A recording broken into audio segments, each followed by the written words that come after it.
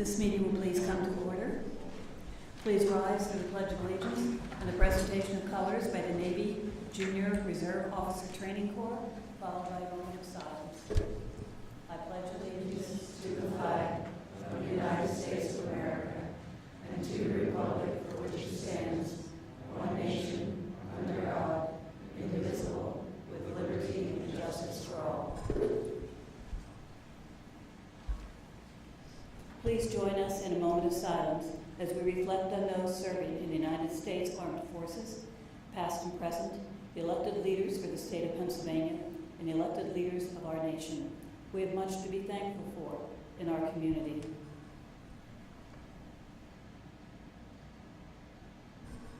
Thank you.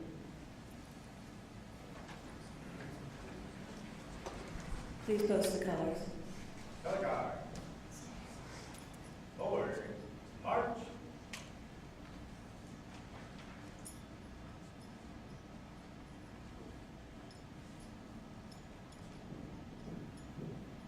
Color guard. Halt. Pose.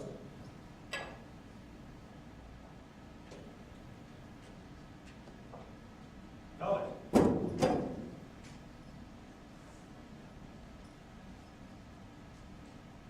Color guard. Up now. Face. Color guard. Forward. March.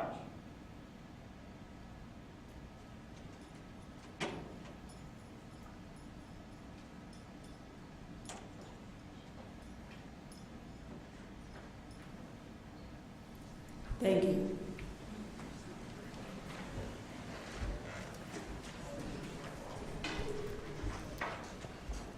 Executive session announcements. The Board of School Directors met on the following dates in executive session to discuss items in one or more of the following areas: personnel or legal matters. October 1st, 2018, October 22nd, 2018. Superintendent's report. Student Government Executive Council President's report, Mr. Ahmed Alveed. All right, to start off, we have the high school. So the Wildcat Ambassadors gave a tour to the class of 1968 for their 50th year reunion on the evening of the homecoming game. Spirit Week was held during the week of October 8th. A pep rally was held that Friday prior to the homecoming football game that evening. The very popular homecoming dance was held on Saturday the 13th. The High School Best Buddies Club will be hosting the 5th annual Fall Fest in the high school stadium on Wednesday, October 24th. 10 other Best Buddies clubs from the area will be in attendance. The marching band will be holding a banquet on November 8th, and the annual Veterans Day ceremony and lunch will be held on November 9th. Doors open at 11 a.m. On to the middle school. The middle school wrapped up Spirit Week, which corresponded with homecoming week at the high school. 7th and 8th grade students competed in a variety of spirit-oriented events, culminating in a pep rally on Friday. Students began working with Mrs. Duffy and our parent volunteers on a mural project. Our first student dance will be this Friday, October 26th. For the elementary schools, students in grades 4 through 6 will be participating in the elementary fun run at Warwick Park tomorrow afternoon. The middle school and high school cross-country and track teams organized the event. The REA Safe Trick or Treat Night will be held this Thursday and includes teachers and a multitude of student volunteers. All elementary schools will be celebrating American Education Week the week of November 12th. On to East Coventry. Students and staff are settling into their beautiful new home. East Coventry would like to thank the school board, central administration, maintenance, technology, and the housekeeping departments for all their help getting the new school ready. For French Creek students celebrated Grand Friends Day on October 11th and 12th. The annual PTA Wildcat Walk took place on October 17th. A school-wide Halloween parade and classroom parties will take place on the 31st. And French Creek students will be honoring veterans with a breakfast and assembly on November 9th. For North Coventry, last week, North Coventry 4th graders learned from the Red Cross how to plan and deal with a natural disaster event. Our 4th through 6th graders will be participating in the CCIU Chester County Kids Voting Program this week. And finally, for West Vincent, the PTA hosted its second annual walkathon and raised over $28,000. On October 3rd, West Vincent recognized Fire Prevention Week with fire truck demonstrations for grades K through 2. West Vincent is preparing for a visit on November 7th by children's author and illustrator Trinka Hakes Noble. She is well known for her Jimmy's Boa series. our annual Veterans Day Assembly to be held on Friday, November 9th. This concludes my report. Thank you, Dr. Wood. Thank you. So at this time, we would like to invite our middle school principal, Mr. Corbin Stoltzfus, to the microphone, along with middle school art teacher, Lisa Duffy.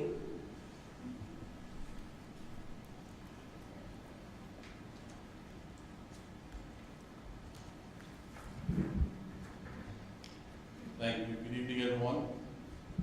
So, as you are well aware, we have a great deal to be proud of at the middle school, not the least of which, I don't want to be behind me. Carry on there.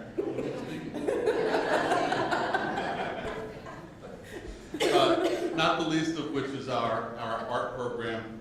We have a couple of tremendous art teachers in the middle school, and they do a great deal. If you come into our building any time, you will see that the walls, we try not to have them bare. The display cases in the front lobby are always full of student work, and we're always looking to expand upon that. You heard Ahmed talk about the mural project that Mrs. Duffy was kind enough to orchestrate. We've had students out there on a daily basis working on bits and pieces to contribute to that mural. She puts in a great deal of time in our building. During the school day and beyond, she's involved in Odyssey of the Mind. She runs an art club, and really is always someone who is coming through with fresh ideas and ways that we can provide better opportunities and more opportunities for our students, which for me is awesome. And then is willing to step forward and take the lead on those activities as well, which is even greater. So it's no surprise to me and an honor for me as the principal of the middle school this evening to acknowledge Lisa Duffy, as she has been acknowledged by her peers and by the state, the organization PAEA, as the 2018 Outstanding Middle Level Art Educator. So congratulations.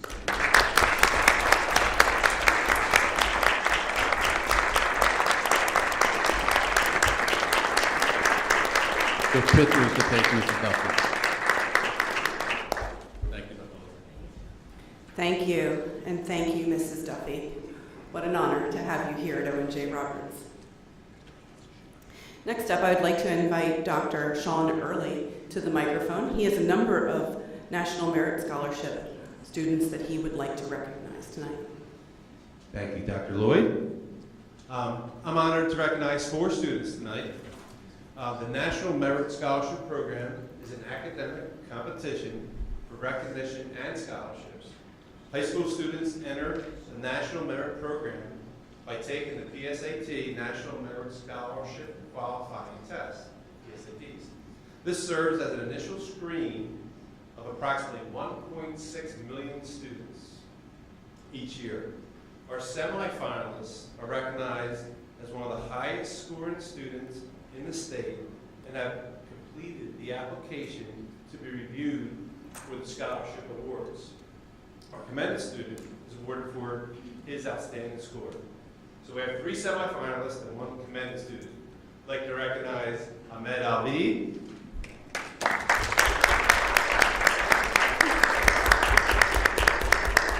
Nadia Makaladi,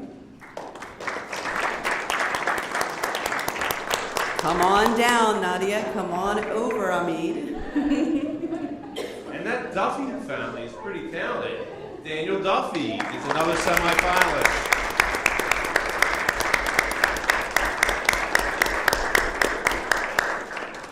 And our commended student is Samuel Smith.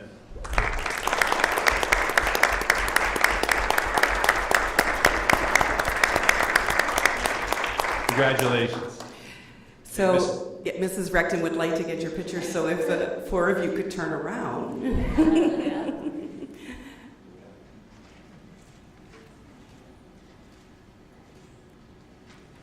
Thank you very much. On behalf of the Owen J. Roberts School Board, we are very proud of your accomplishments. On to my report. First of all, I would like to introduce you to our new Director of Security. Where is he? There he is. There he is. Brandon Daniels. He started today, so Brandon, welcome.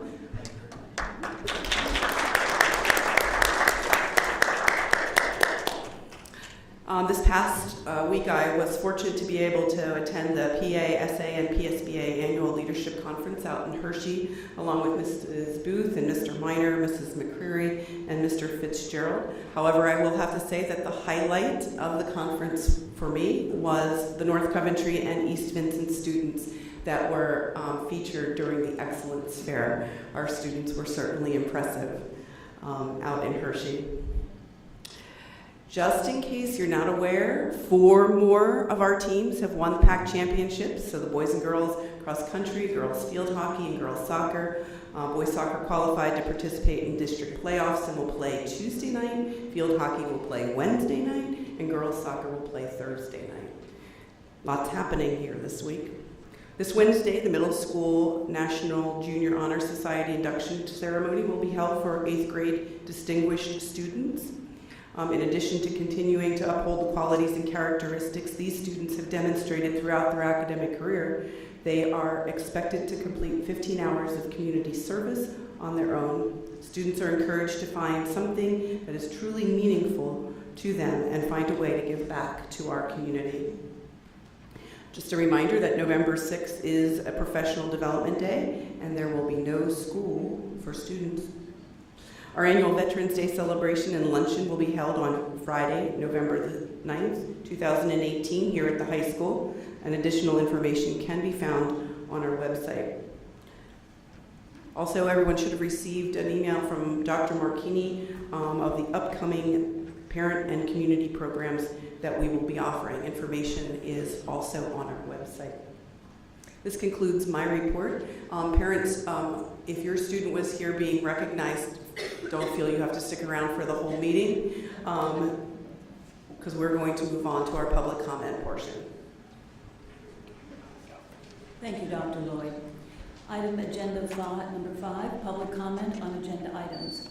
Information, proposals, statements from individuals or delegations returning to items or item on the agenda.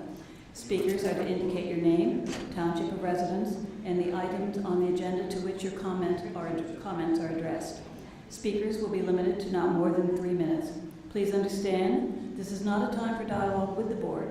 Rather, the board will listen to all comments and consider them in future deliberations.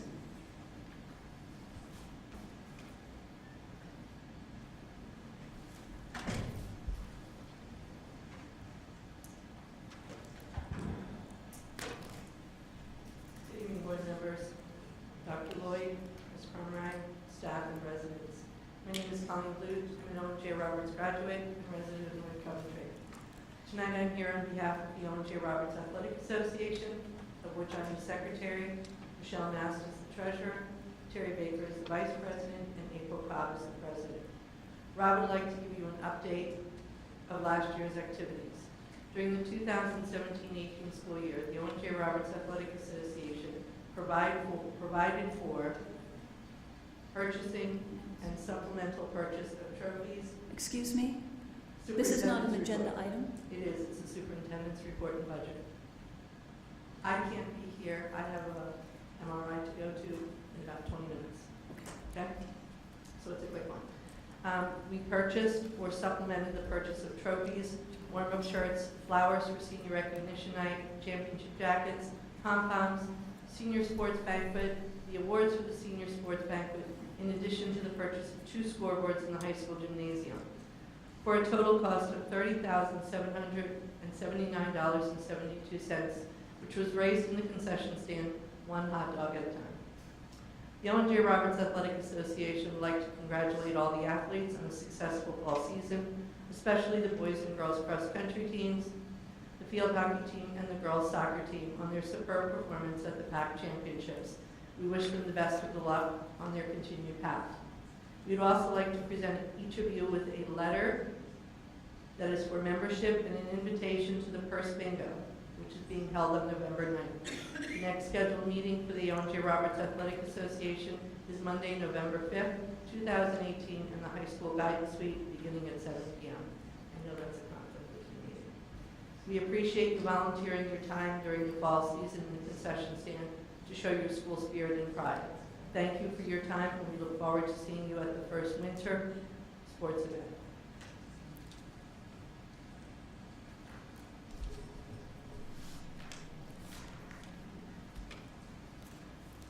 Thank you. The board and all of our students appreciate the efforts that are done through the committee that you just discussed.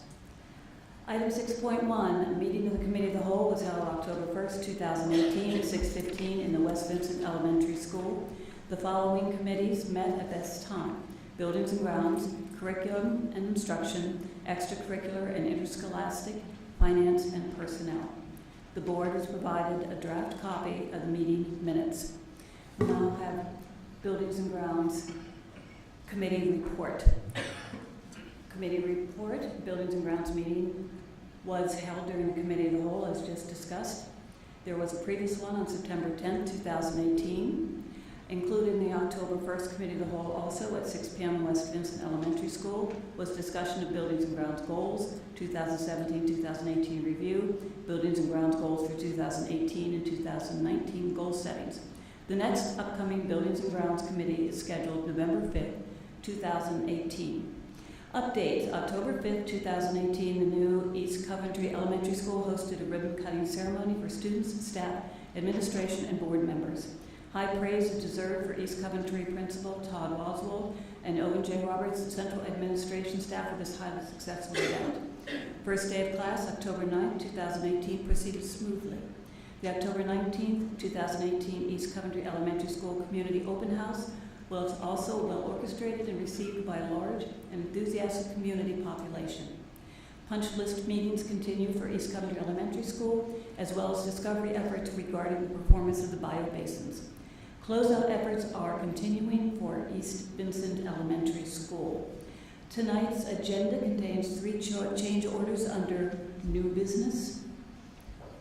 They are under 13.7, approval of construction change orders, East Vincent Elementary School facilities improvement projects, construction change order, unsuitable soils, $76,000, $198.17. East Coventry Elementary School facilities improvement project, construction change order GC12, SMJ Contracting Incorporated, Douglasville, Pennsylvania, door and hardware modifications, and construction change order MC-04, Ashline Mechanical, allowances credit of $27,051.87. Tonight's agenda, also I'd like to just give a quick review of the feasibility study steering committee kickoff meeting, which was held Tuesday, October 16, 2018. There were 30 plus attendees. Mrs. Crumrine provided all board members as well as steering committee members with a copy of the Marauda, Maine presented PowerPoint. Feasibility Study Community Input Forum, Town Hall, November 1st, 2018, in the high school cafeteria. Please pick up flyers and please share throughout the community, help spread the word. Next week, a list of guiding questions to be used during the community forum will be issued. Mrs. Crumrine, would you please quickly review the process of selecting the steering committee members? A note to these: a quorum of any one particular entity is avoided for this committee. Sure, Mrs. Booth, I would be happy to. As with the last 2 steering committee, feasibility study steering committees, we endeavor to incorporate all stakeholders of the community, and we have we requested a representative from REA, and they provided a representative. We requested a representative from the Teamsters employee group, and they provided a representative at the meeting. The principals shared recommended representation from their buildings so that we have a representation from every building, parents. We also include district administrators with appropriate levels of expertise to offer information and answer questions such as technology, facilities, etc. as we go through the process. There are board members on the steering committee. They are recommended by the board president. And Dr. Lloyd, am I missing anybody else? Oh, yes, the municipalities. So we have reached out several times to all of the municipalities, the 7 townships in our school district. I believe as of now we have representatives from 5. They're slowly trickling in, but I believe that's a pretty comprehensive review of the makeup of the steering committee. Okay, thank you. Sure. Chester County Intermediate Unit District Representative, Mr. Minor. Thank you, Mrs. Booth. The last meeting of the Dutchess County Intermediate Union was this past Wednesday. Unfortunately, I was attending on their behalf to the Pennsylvania School Boards Association meeting in Hershey, which conflicted with their meeting, some of the events that were happening in the late afternoon and early evening. So I did not attend. However, I did forward to the full board the summary of the board meeting, which I'm reading as freshly as you are. That's on my report. Thank you, Mr. Minor. Item 6.4, Curriculum and Instruction Committee Chair, Mrs. Pamela Wolf. Thank you. The Curriculum and Instruction Committee met as part of the Committee of the Whole on October 1st. The one agenda was assessment results presentation. We had data from the PSSA for grades 3 to 8, Keystone results by graduation year for biology, algebra, literature, and AP results. The PVOS and SAT data were not available at the time. That's because we depend on the state to get us those scores. There were 4 goals. We had 4 goals related to high school AP results, and if most of you remember, there was a question from the audience about the authenticity of our results for the goals. All the data that was on the slides was correct, but the one label said students instead of student exams. And one of our high school administration, when going back and double checking everything, realized that the state, without informing us, had put in results from 8 additional tests that they had not included originally. They released the scores in July without the results from these 8 tests. Of those tests, half of our students had a 4 or a 5. So initially we thought that we had made 3 out of the 4 goals, but going back and looking at all the scores, we actually met all 4 goals. We had an 8.5 instead of a 10%, which we wanted, but we actually had 10%. We met our goals. And the next curriculum and instruction will be part of the Committee of the Whole. That's Monday, November 5th, and it will be here in the LGI. Thank you. Thank you, Mrs. Wolf. Item 6.5, Extracurricular and Scholastic Committee Chair, Mr. Douglas Hughes. Thank you, Mrs. Booth. The Unite Committee met as part of the Committee of the Whole, as you already mentioned. Basically, the general update and also a request for goals, and then we are on the agenda for the November Committee of the Whole meeting to discuss and approve those goals. That's the end of my report. Thank you, Mr. Hughes. Item 6.6, Finance Committee Chair, Ms. Lisa Huzzard. Thank you. The Finance Committee also met during this Committee of the Whole meeting on October 1st. We set our goals for the 2018-19 school year, and they are attached to the agenda. Committee members will be meeting with the auditors on November 2nd to go over their audit findings. And our next meeting will be at the next Committee of the Whole meeting on November 5th. That concludes that report. Thank you, Mrs. Huzzard. Item 6.7, Legislative and Policy Committee Chair, Mrs. Lisa Huzzard. The L&P Committee met on October 15th, and we established our goals for the 2018-19 school year, and they are attached to the agenda. On agenda item 7.1, we have policies that are going for their first reading. A majority of these policies are PSBA recommendations. We do, however, have policy 204, which is our non-school sponsored travel, and the committee, as well as most of the board members that were in attendance, have agreed to change this from 3 to 5 days. So now, and that'll be effective immediately. We'll be allowing students 5 non-school sponsored travel, as long as they fill out their form. We started to review, as part of our 3-year review, the 200 policies, but we didn't get through them all, and we'll keep going on those in our next meeting, which is a standalone meeting scheduled for November 5th. And that concludes my report. Thank you, Mrs. Huzzard. Does that refer to board members as well? Can we take all 5 days instead of 3? Sure. Thank We you. get 10. Item 6.8, Personnel Committee Chair, Mrs. Pamela Wolf. The Personnel Committee has established their goals, and our next meeting will be November 19th, but that will be an executive session.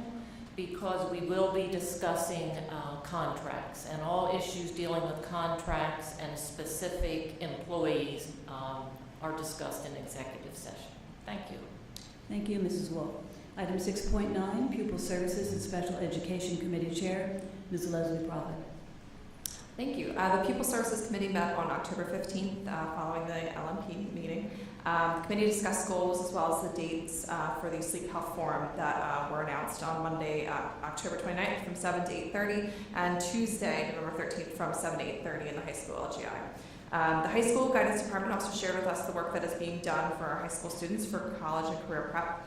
Their presentation helped bring to light the fact that our student to counselor ratio is very high. There is about one counselor for every 370 students. The middle school ratio also has a really tough ratio.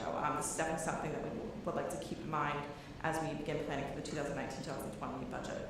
Our next meeting will be on November 19th at 7 p.m. following the LMP committee meeting. Thank you, Ms. Prophet. Item 7, Recommended Routine Matters, Consent Items. Motion to approve recommended routine matters, consent items 7.2 through 7.11. Do I hear a motion? Do I hear a second? Second. Mrs. Huzzard, second. Mr. Hughes, moved. Discussion? I had a question on the student activity report 7.8. My question was, I guess, to Jackie. We had talked that these reports were going to be shown up on the public side on the agenda, and I happened to look today, and I don't see any recent reports on the public portions. Okay, I can double check that for you. We should be putting them out to the public based on your request before, after the board meeting. I'm wondering if maybe it got switched. It looks like there's some kind of platform change or something, but I don't see them on there. I will double check that for you. Okay.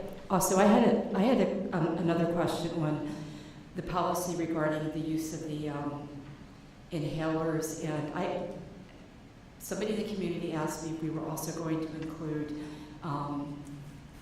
it was something, another kind of medicine on there, but can we bring this up at our next meeting? EpiPens, yeah, it might have been EpiPens. They were on. It was not, it was something else that wasn't included in it. Yeah.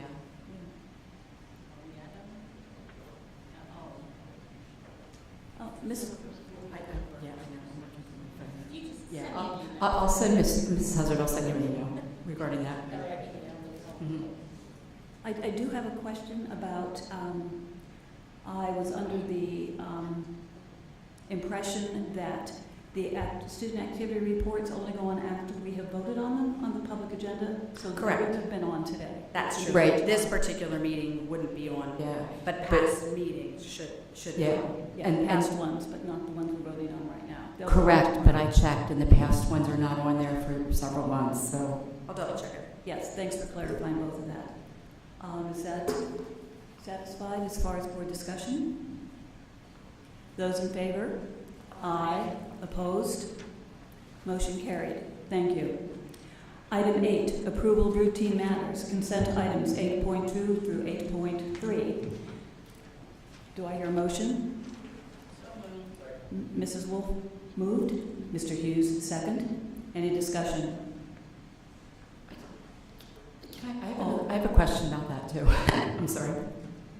When we're looking at that, we're approving the bills from the month of July. It's now October. Is that customary to be a couple months behind like that? At this time of the year, we had talked about this last year, yes, at this time of the year it is because we're closing out the records for 2017-18. So we're right now in the middle of doing the audited report, the CAFR. And so as soon as we move off of that, we'll get caught up on the financial reports. Okay. For the board. It's the time of the year. Any further discussion? All those in favor? Aye. Opposed? Motion carried. Thank you. Board communication, Mrs. Crumrine. Madam President, I do not have any board communications. Thank you. Thank you, Mrs. Crumrine. Board discussion. I have one little note first, and then I think Mr. Fitzgerald would like to speak. While I was at PSBA, I got an FYI that I thought was really fascinating. I wanted to share it with everybody. And it comes from York Tech and a newspaper that was published out there.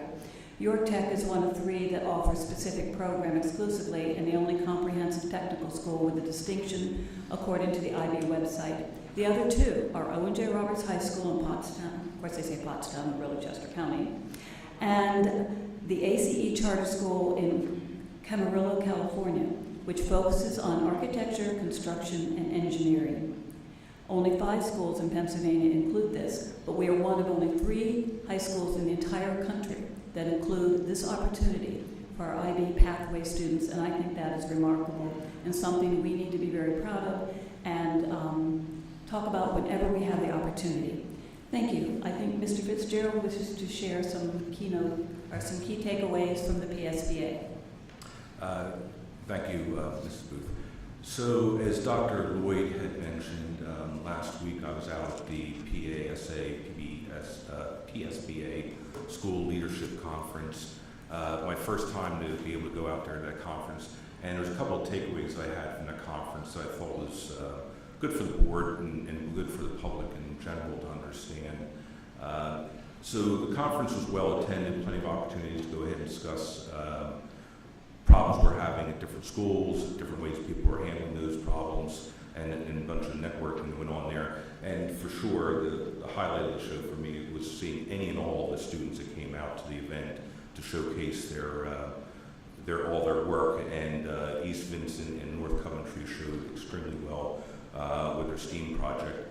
There is a photo somewhere that someone took of me getting surprised by one of the East Vincent projects, I believe it was, an android that I talked to when it started jumping at me, but I'm sure that'll show up in the papers soon.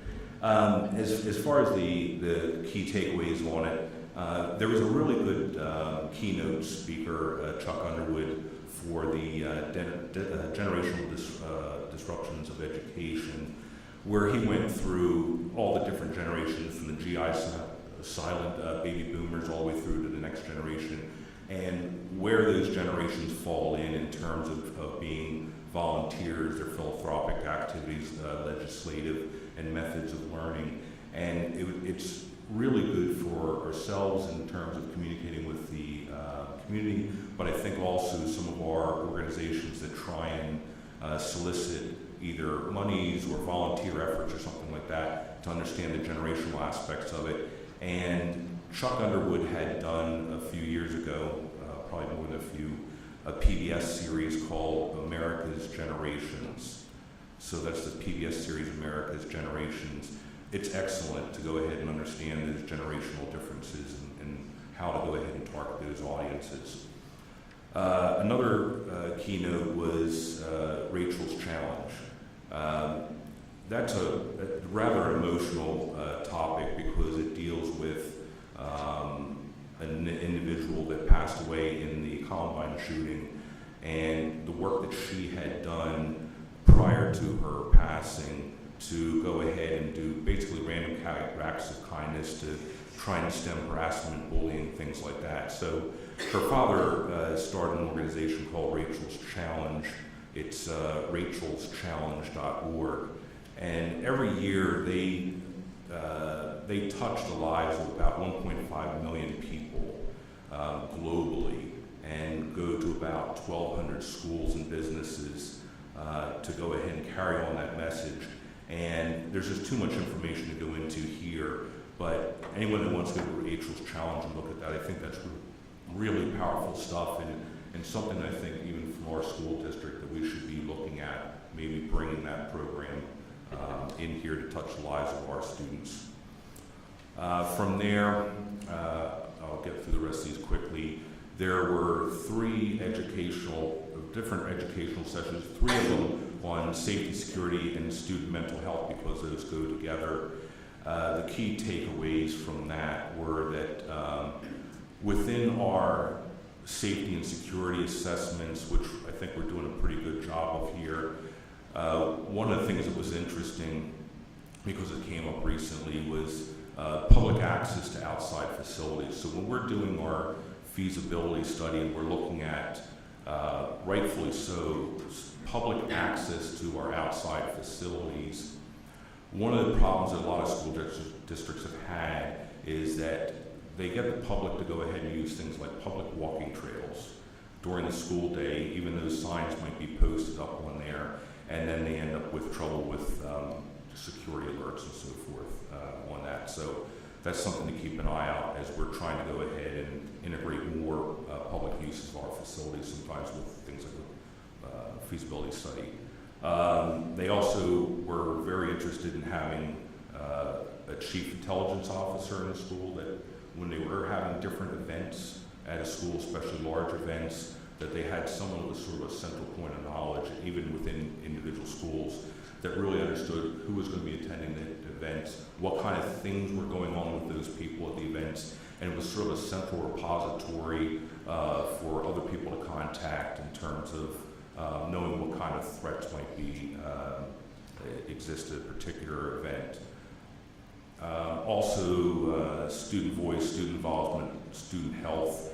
There's 2 reports that I won't go into the details of, but are very well worth reading.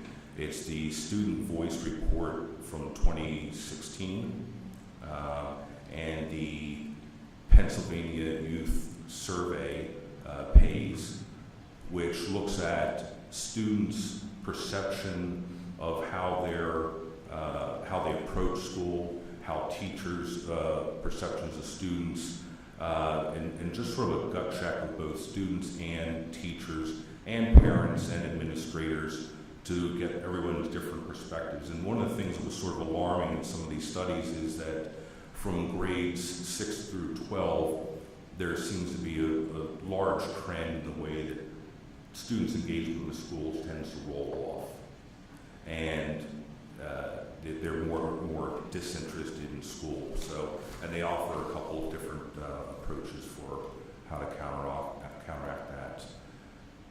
The last one I'll talk about, and there's a couple more in here, but the other key one in here is on learning, so Future Ready, and it's not the Future Ready that is advertised by the state and stuff like this, it's more of a national thing, and Learning Transformed. There's 2 websites that are really good for that. It's called graduationeffect.org and futureready.org. Both of those websites have really good information about the very good positive effects that high graduation rates are and the engagement of school students in the workforce once they graduate, and the benefits and how it rolls back into communities. And the other one is Future Ready, to address how students and are learning differently today, and how schools are adapting in the way that they're approaching these trends to go ahead and be more effective educators. I got a ton of information, so anybody that wants, whether it's a school board or if it's other communities, please don't hesitate to reach out to me. Thank you. Let me, Melissa, so we don't do it in another meeting. Just to echo what Matt said, I went to, this is the 2nd year I've gone, and just to be very brief, it is a phenomenal experience. The amount of the people that you get to meet from the other schools, whether they're the other school solicitors, whether they're administrators, whether they're PSBA people, whether they're other school board members. I have a ton of business cards from people that I met there. The first day I actually went to the school law seminar because I'm an attorney, and believe it or not, there's other board members that are attorneys, so they also attend the school law seminar, which has some fascinating topics, which I've shared some of those with Dr. Lloyd, but also they go through a couple of things, updated school law and whatnot, which is fascinating to most of us. During the exhibitor sessions that they have there, some of the probably the neatest thing that is there is to see the STEAM club members that were there from Mrs. Ricci and Mrs. Mitten, and to get to work with their exhibits. They were fascinating. And I went to a couple seminars on social media posting and some tips on what to do, and also tips on like how to maintain your social media for your school, and maybe you should have policies on it and all that kind of happy stuff. We all went to, I think, the PA's political landscape in an election year, and the Future Ready one too that Matt talked about. One focus that they had to do some group work was to understand why you were doing something, and the two really fascinating ones were the speakers. They were so good. The Generational Imperative by Chuck Underwood was fascinating because, that would be so cool if we could have him come here and speak, because he goes through everything and about like every age group and why they do this and why they do not do other things. And the other one was the Rachel's Challenge one. Again, that was very moving. And her life was he's going out to speak about being kind. And one of Rachel journaled. So this is why I know that I focus on this a lot at my household and ask them to write. But Rachel wrote in journals, and she attributed that to the influence of Anne Frank when she was younger. But it was these journals that she had at the end that had all of these really moving sayings and inspirational pieces that were just very, very overwhelming when we listened to it. So that was, it was a good conference, and I encourage anybody who has the opportunity to go. I know it's difficult when you have younger children and kids when you're on the board, but it was very good. Thank you, Mrs. McCurry. It was extremely good. As both Mr. Fitzgerald and Ms. McCurry mentioned, two of the keynote speakers were absolutely spellbinding. One was Chuck Underwood, and I think Matt Fitzgerald and I have discussed buying the DVDs at least of his presentation and of the 5 PBS shows, and at least having them available, anybody who might want to show them. But the networking is good, it's wonderful. I will just make a very quick keynote of mine, because I hit some things others didn't, just because of that, so we could spread around our opportunities. One I took in was AI Demystified, Fact, Fiction, and Future of Learning. I wasn't quite sure exactly where they were going to go, but it was discussing artificial intelligence, AI, machine learning, robotics, all powerful technologies redefining the future of learning, school and work, and modifying our society in a dramatic fashion. The biggest takeaway I could address right this moment: anticipated time of implementation of some of these artificial intelligent learning, world languages education. This to me was stunning. Earbuds, which can instantly translate any language to the user's language reference. Expected culmination was originally 5 to 10 years. They now expect it to be on board in 6 months. That is absolutely astounding. So it makes you wonder, where do we go with our world languages program, which we're thrilled to have, but it's an unsettling thing to just listen to. Just something we need to know about. Another was I did attend the Unionville report on changing school start times. I did attend the school law update, slightly different than what Ms. McCurry saw. The main topics were funding equity issues. One big topic was the Boyertown case on transgender issues. ONJ past administrative expertise took the initiative to resolve possible issues prior to the need for public debate. Other points and takeaways from that were right-to-know issues. Tax exemptions are gone, supposedly. Statutory liability tort claims, immunity still in effect, and risk management control is of utmost importance. Additionally, Mr. Fitzgerald and I attended the Penn Valley Creating Public Buy-in for Capital Improvement, which addresses what we are going through with the feasibility study. However, their presentation followed our feasibility study, and once the board comes to either 1 or 2 resolutions, maybe one being a resolution for finance and the other being a resolution for building opportunities in the future or what we need. And then they took it from that point and to get community buy-in. Previously they had had a total community turn down what they had proposed, so they took a different tact. Other than that, I think it was a very good experience, and thank you for those who shared, and we hope we didn't take up too much of your time. Okay, we are now up to item 11 on the agenda. Mrs. Booth, let me have this for discussion.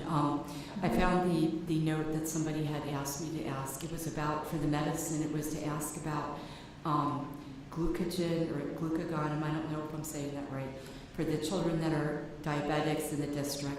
And because I think there's some in the middle school and there's some in the high school. So that was the question they had, questioned whether that could be added in.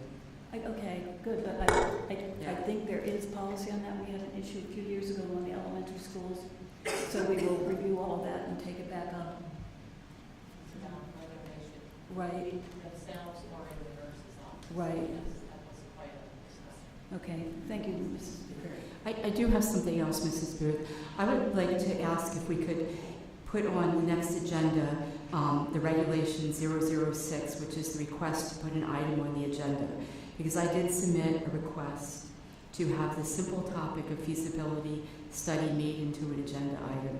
And the reason I did this was because I had questions, because we never discussed at any board meeting prior to when the steering committee members were set out how we were going to say who was on the steering committee.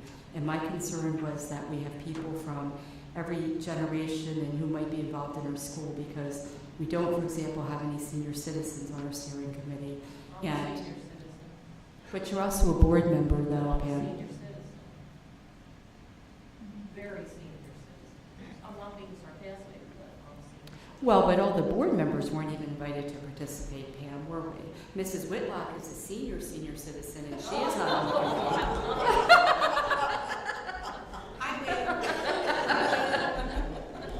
I'll give you that. Right? We are So- all invited to the community forum, and we want everybody to pass out all of these flyers as swiftly as possible, and to everybody and anybody you know, we want everybody to show Well, and up. the reason why I asked that was because there were community members that asked me, how no less than 4, on how they could join the steering committee. And so I figured we were going to talk about it at some meeting, who would make up the steering committee, but we never talked about it at any meeting at all. And so then now we got an agenda and a write-up of what was done at the first steering committee. Is that going to be made available on the site so the members of the public that ask can look at it before the one community forum? Because I guess my concern is we have a community input forum, and then there's one steering committee meeting, and then whatever ideas are made up are going to be back up here to be voted on. Mrs. No, McCray, there to go are- back to your original question, which was how to add an agenda item. Exactly. So anybody can bring up an agenda item at any time. Usually there's a motion attached to it, so unless you're making a motion to set the senior Well, citizens no, on this committee. But it's actually a regulation that we can fill out that's to for the request for an LMP agenda committee. item topic, yes. My question is, what's the agenda topic to have a discussion? My agenda topic on there was simply, Are you making a motion? What is no, what it was, would you- what it would was you like? simply to have a line item for discussion, district feasibility study. In That a was full it. board meeting. Yes, because then if you have an agenda item, people can come up and talk about it if they want, if they're in the audience. And it's open that, you know, the way I look at it is, we are making plans. A feasibility study only happens once every about 10 years. So we are sitting here being entrusted on behalf of the people in the district, our plans and our ideas and what we're going to do in this district going forward. So I think everybody that wants to participate should be able to do that, Doug. And they can do that in the forum. And as I stated before, it was the same processes were followed as were followed in the past. It becomes administrative discussion as to building representatives, maintenance representatives. But following the forum, there will be a digestion of all the questions. They will all be shared. The entire board has a copy of the presentation, and will continue to do so. And the big time for me, I think, it was an initial kickoff. We had 30-plus people, community. Stuff was sent out to all of the townships. It was sent to, I'm not sure, it was sent to the fire departments. Anyway, we covered a lot of the community as best we could, and this is just a steering committee, and where we go from here depends on the input we get in the forum for all of the public to attend. And there will be a Dropbox for suggestions. I keep asking for suggestions, and I did mention administration felt it was important not to have a quorum of any particular group. That included township representatives, because we got feedback that one township had more than one representative, and others only had one representative, and did RSVP in the fashion that was intended. It's strictly a steering committee. We will move. We have upcoming dates, which is listed on the website, and if we need to add more, we certainly will. Mrs. Booth? Yes. So how many people are on the steering committee right now? I think about 32, 31 or 32. Sounds like a pretty well-rounded steering Well, committee. see, but when I actually served on the one in 2003, and there were 60-some people, 65 or 67 people in that committee, and we actually, at the end of when we were on that, when we did that feasibility study steering committee, those people actually voted, and that vote of those people was what was carried back to the school board, and that's what the school board took as a recommendation. And there was actually a one plan for something, and then there was a backup plan. So when I asked that who was participating, I wasn't on the board back in 2003. I assumed that we would talk about who was going to be on the board, because I probably would have thought some more people that do not have kids in the school district should have been included in it. I'm sorry, it seems like we might actually be discussing two different things. One is the makeup of the steering committee and whether that's appropriate. The second is the idea that something gets done because it was how it was done 10 years ago, and with that I'm actually quite sympathetic because I'm brand new. So the idea that we would simply follow along as a new board, perhaps one of the things we could do to head this off would be to say, this is how we did it 10 years ago. Would the board care to handle it a different way, or do we maintain how it is and give the board a chance to say, which in my case would have been, sounds good to me. And then it avoids the idea that somehow this was kept from us as being able to participate, because we get a brief summary of how it could go. As the board, we could in fact overrule and go a different direction. If we're not given that opportunity, then it feels like we're cut out of the process, as opposed to simply being able to give you the authority to say, sounds like you've got this handled perfectly. There is just one point here to make. That's all reasonable. However, that was not the last feasibility committee, last feasibility study. There have been multiples from that time frame. And as Mrs. Crumrine described to me, there was a differentiation between the one that was in 2003. It was a much bigger project. The fiscal impact was much higher. Not our tax base, what we were spending was considerably higher. And this did follow the format of the, 2007, 2000, whatever. But that was not the only one. So, and that was the decision that administrator felt worked best going forward, and that's what we are doing at the moment. There are many opportunities for everybody to weigh in, and that was just an initial committee meeting. It was very, actually kind of interesting. You could see people turn from, in fact, you could see people turn from being very concerned about their particular wants to what maybe is good for the entire school district. So that part was very good. I look forward to the rest going on. Look forward to input from everybody. No, I appreciate that, and I think the thing to remember is some of us literally have been here less than a year, so even something that happened 2 years ago at a board level we may not be aware of, and it's a great primer for us to get some sense of what's going on, and then it may offset, if there are a voice or two that isn't in support of the process, but it turns out that the rest of the board is, it sort of addresses that. So I would just encourage us to have those quick, for example, we had just discussion earlier where something was brought up that some of the older term board members go, oh, I know that, and the new ones had no idea what we're talking about. So just that reminder that we often don't know what you're talking about is helpful, and it might head us off at the pass. Point taken. Thank you. I did, Mrs. Booth, along those lines. So the community input forum has been well advertised, but I did notice that we have it on our district website, or the district homepage. It is not on any of the elementary or middle school pages. So are we going to be giving them out to specific people? On the calendar, it's not.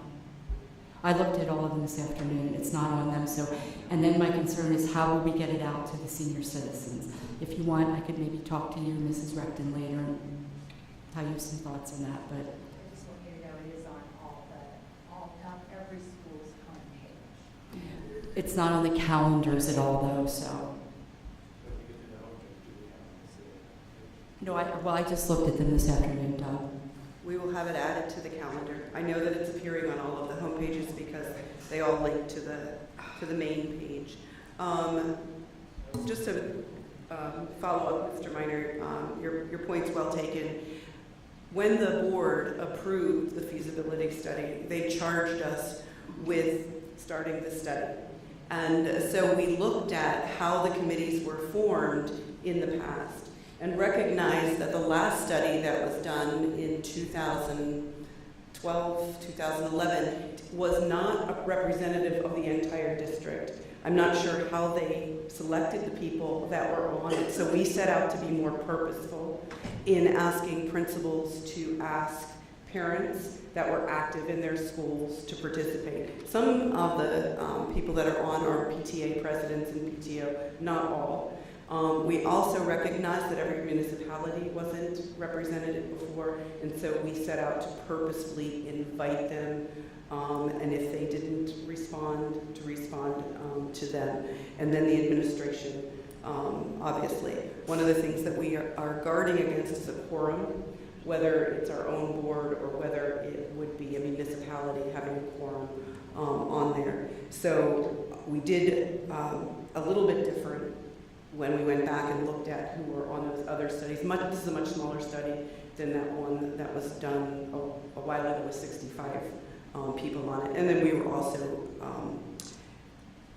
receiving some recommendations from the architect who had done it before. So going forward, we'll be a little bit more transparent. That's confusing to me because when I approved Murata, Maine to do the feasibility study, I thought they were running it. Like I did not think that I was at that night saying that, except like I thought I was approving them running the study and that we would have more discussion because when they presented twice, they talked about how important, like they said they were going to go out and do all the assessments like the building and how many students and the land. I expected that we were going to talk about it again before steering committee members were set up, and some, frankly, honestly, some of us on the board were 100% excluded from that process. So that's what I expected to happen because it is important because if we're talking about what to do with the East Coventry building, I think that everybody should have a chance to weigh in on that. Thank you for the explanation and context. I appreciate it. I will point out that committees only work when we accept that the committees can do work on our behalf, and I'm glad somebody else is putting the time in these meetings. Thank you. All right. Old business, item 11. There is no old business. Item 12, new business. Approval of personnel matters, consent items 12.2 through 12.18. Do I have a motion? Mrs. Wolf, do I have a second? Mr. Fitzgerald, any discussion? 12.2 through 12.8? Oh, I'm sorry, no, 12.2 through 12.8. Again, do I have a motion? Mrs. Wolf, second. Mr. Fitzgerald, any discussion? All in favor? Aye. Opposed? Motion passes. Thank you. Item 13. Item 13, new business. Item 13.1, ratification of homebound instruction. Do I have a motion? So moved. Mrs. Wolf, second. Mr. Fitzgerald, discussion. All in favor? Aye. Opposed? Motion passes. Thank you. Item 13.2, approval of out-of-state overnight student trips. Do I hear a motion? Mr. Hughes, Mr. Minor. Mr. Minor, do I have a second? Second. Mrs. Wolf, any discussion? All in favor? Aye. Opposed?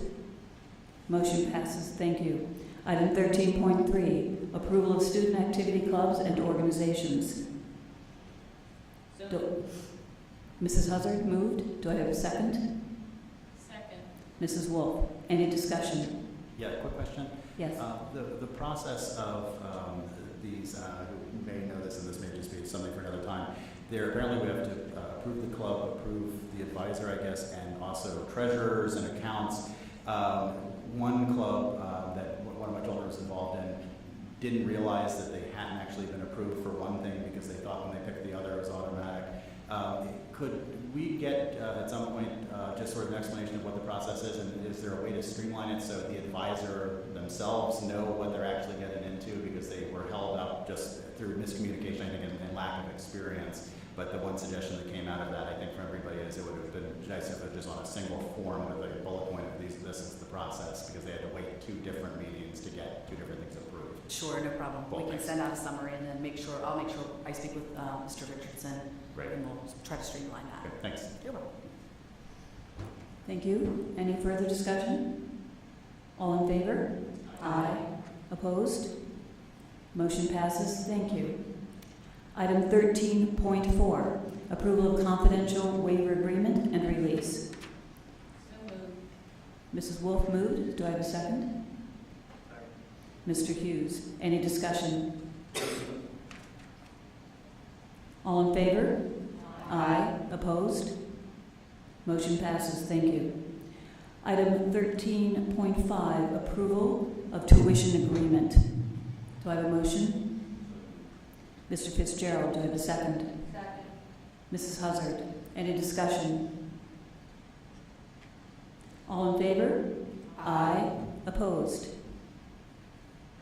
Item 13.6, authorization for employees to act as agents in signing vouchers and checks. Mr. Fitzgerald moved. Do I have a second? Mrs. Whitlock, any discussion? All in favor? Aye. Opposed? Motion passes. Thank you. Item 13.7, approval of construction change orders. Do I hear a motion? So moved. Mrs. Wolf, do I hear a second? Mr. Fitzgerald, any discussion? All in favor? Aye. Opposed? Motion passes. Thank you. Item 13.8, ratification approval of professional services and/or maintenance agreement. Do I have a motion?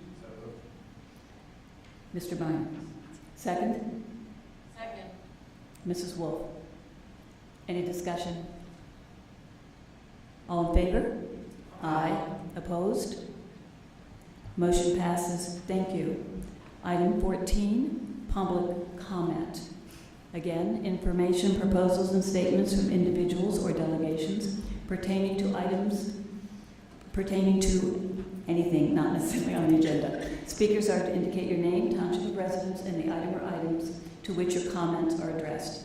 Speakers will be limited to not more than 3 minutes. Please understand this is not a time for dialogue with the board. Rather, the board will listen to comments and consider them in future deliberations. Thank you. Hi, I'm Kathy DiMarino, resident of West Vincent. And I am much looking forward to our community forum next week where we're going to discuss the topic of sleep health. And in preparation for this event, I saw that there are many articles posted on the Owen J. Roberts website about this topic. But unfortunately, a lot of digging has to be done to locate those articles. And I feel that many parents or community members would have to be fairly motivated to take the time to find and read those articles. And while I don't know exactly how these forums are going to be run, I do know that no one with expertise in sleep health and the specific needs of teens has been asked to attend to speak to the attendees. So I do have a fear that the discussion will be dominated by those who are experts in their own opinions. And as I've mentioned in past meetings, busy families often don't have a lot of time to do the research on this topic. And I've read several articles that indicate that parents in general are not aware of the sleep needs of teens and do not understand the shift in circadian rhythm that's a natural part of adolescence. Just recently, I saw a survey that found that the number of teens who get less than 7 hours of sleep is about 2/3, but 70% of parents think their kids are getting enough sleep. So it's obvious that parents do not understand this topic. And so to get together and not have an expert explain this and help us understand, I think is very unwise. Another article recently indicated that the average teenager needs about 54 minutes to get up and out the door in the morning. So in our school district, with an early start time, most teens have to be out of bed between 5:30 and 5:45 a.m. because of bus schedules. So no matter what we do to improve sleep health, there's really no way for teenagers to be in bed at 8:45 at night. And so it is this whole idea is just going to be derailed by the fact that our school start time is in opposition to the normal circadian rhythms of teenagers. It's as though if I were trying to improve my health by eating a healthy diet and exercising every day, but also decided to take up smoking, I can't possibly exercise and eat right enough to combat that habit. And it's the same thing with getting up when really the teenagers should be in their deepest sleep. There's really no way to overcome that with all the other great things that we should be doing. So I really do hope that these community forums will have the goal of getting relevant information out to parents. I really think we need an expert in there who will make this all clear, because I do not think that any parent would want to be against their own child getting the education they deserve. So I hope that's what we do at these meetings. Thank you. Thank you.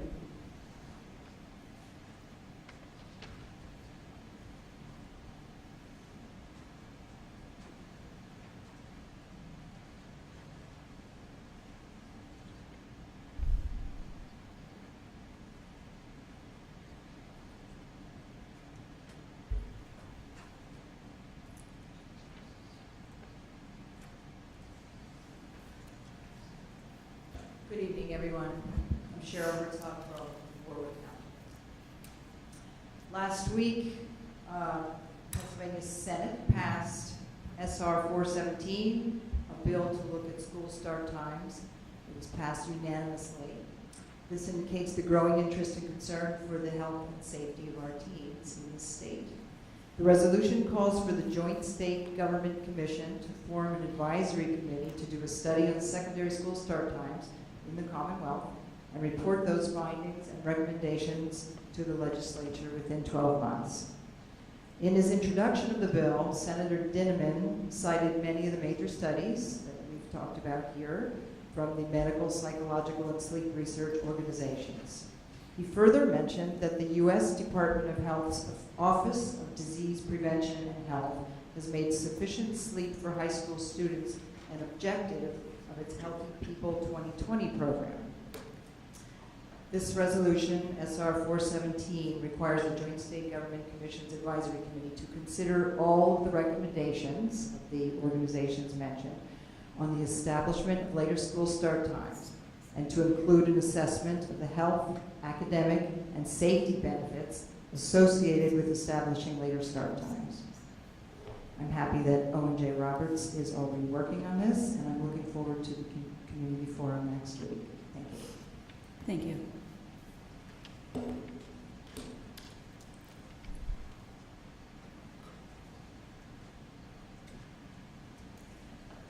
Item 16. Item 15, board discussion and follow-up. I would just like maybe a suggestion referring to the two last comments. In some of the information I received at PSBA, an alarm clock might be something to add to the website so that anyone looking for information, if they saw the alarm clock, they would know where to go to find the information. So maybe we can do something like that, and maybe a link to some of these studies that anybody interested can then look at before they attend the forum. That's my suggestion. So I guess we'll see maybe where that can go. I was aware of the passage of Bill 417 and had several discussions concerning that, and also concerning other issues that hold districts back from attending to these, and some of them are simplistic issues such as transportation costs above and beyond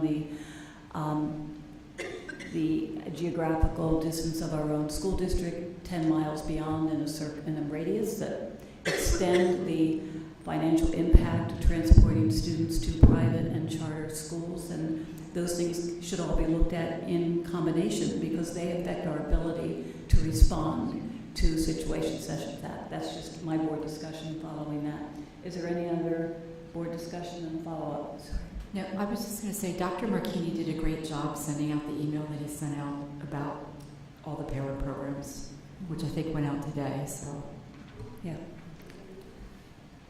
Mrs. Booth, just a reminder too, on the, going back, looking at old agenda items and also minutes, we discussed the feasibility study in August, in September, in October, and on the committee of the whole meeting minutes that we just approved, there was a request there to send out the feasibility members for the steering committee, which were all sent to us October 5th in our board line. So we've had a lot of opportunities to give feedback on the steering committee members for the feasibility. So I appreciate both administrations and your leadership in that world, because we have got a lot of information. I appreciate that. Thank you. We Well, have shared that information continually in our own information that's provided to committee members. We did get the board list of members. names after I asked for it at the October 1st. Excuse me. It's hard to hear in here, Pam. Anyway, we have been communicating consistently on some of these issues and on how members from the board were selected, and I will just piggyback off that. They were selected to respond to the chairs of buildings and grounds, curriculum, finance, and students, our new committee, Ms. Prophet. That's how they were chosen and was kept under the quorum. But that information was all shared previously, and I have been requesting information and input from all board members, both through committee and in our board line and in our board mail. So thank you for bringing that up. We do, but if you're going to bring it up, it's really hard for me when we have a conversation and it ends fairly okay, and then we go back and revisit it, because that is not exactly accurate. I had no knowledge he was on the steering committee until October 1st when I asked at the COW meeting, and I had to wait until Friday when it was released to me in board line. Then it was stated we were going to have an update of who actually attended, because I was concerned about township supervisors, because I spoke to the ones in my own township, South Coventry, and said somebody needed to go. But we just heard tonight that all the township people did not come. So I thought we were going to get an updated list of who actually came to the meeting, and as of today, October 22nd, we have not, Melissa. I think you need to look in board docs. All right. I don't. It's not in board docs. I already looked. Trust me.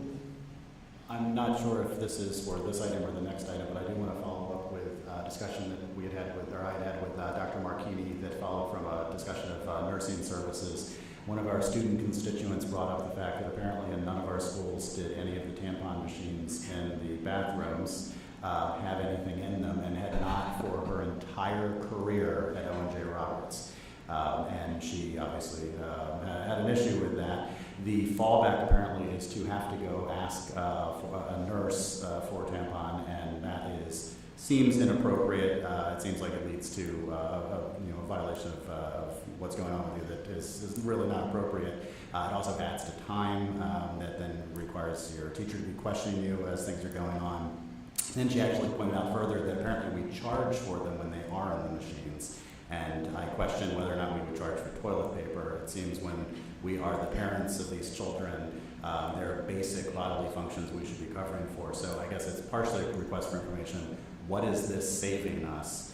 And unless it is going to lead to mass layoffs, I would like to request that we simply pick up the cost, remove the quarter option from the machine so they work, and make sure that our students have access to the things that they need. Well, you can imagine, to my surprise, when I found out that such dispensers no longer existed in the girls' bathrooms.